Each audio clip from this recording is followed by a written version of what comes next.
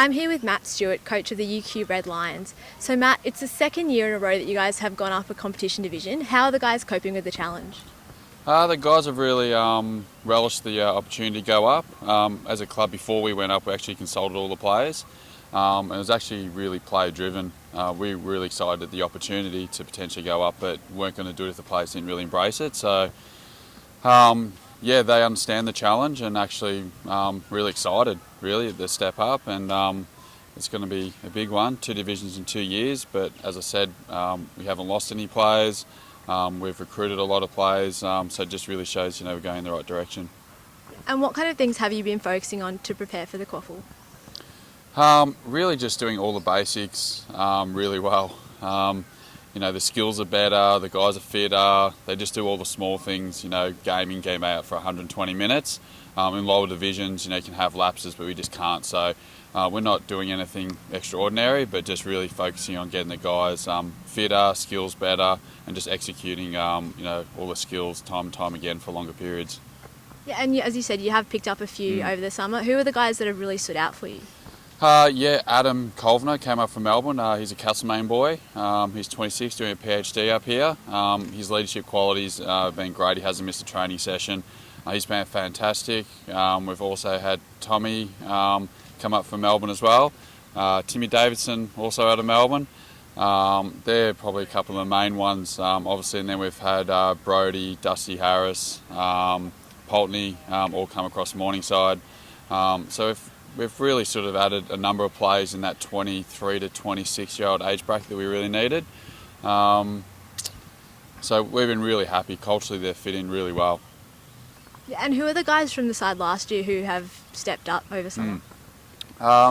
Zach Southern, Jordan McDonald really stepped up, haven't missed a session, always down here early, doing all the small things. So we've been really impressed with those guys. Jared DeRosa was another young boy from last year. Again, he's had a really solid pre-season, and so far at training and intra-clubs has really stepped up. So we're really excited to see those young guys really keep stepping up. And in fact, the harder it's got, the better they seem to respond. So it's really exciting for us. And you've also brought in a few new coaches this year, including your premiership coach from a couple of years ago, Tim McKinlay. Yeah. How have they helped you over the summer? Well, we didn't win a premiership. We made a grand final twice, so it would have been nice to Cooper who got us twice there. But we really needed an experienced coaching panel this year and really needed a big team. So we've had Timmy come back from Morningside. Darren Harvey's back from overseas, who coached our reserves to, I think, 3 grand finals in a row. We've had Josh Hannick, who's an ex-boy, coached down in Tasmania in some of the elite schools down there. He's up taking the reserves coach. Chris Burgess, who is also an old boy, he's taking care of all the talls. So we've done really well. And also Ross Wilkinson, who spent last year at the Brisbane Lions working with Brett Burton, having him as a full-time S&C and really developing our program from there has just been outstanding. So we've got a really good team together, and everyone gels really well. So it's been fantastic, really. And this has been your first full pre-season as senior coach. What have you learnt from last season going into this year? Probably just how important having that support network around you is. There's so much to do, so much to manage that by yourself it's really hard to execute if it's just left to one person. So really our strength this year has been the resources we've had.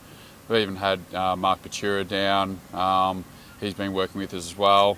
Just to have those numbers at training week in, week out has really seen the guys get a lot more attention, and we can work with them a lot more one-on-one, which has seen them individually improve a lot, which means as a team overall we improve. So that's probably the biggest lesson I learned, and the biggest strength moving into this year.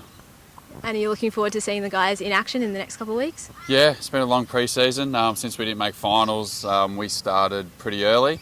So it's been a really long pre-season. The guys are just ready to go. So yeah, we're really excited to play our first practice match this week and see the guys in action. Well, thanks, Matt. UQ hosts Sandgate at Oval 7 on April 5 to kick off their QAFL campaign.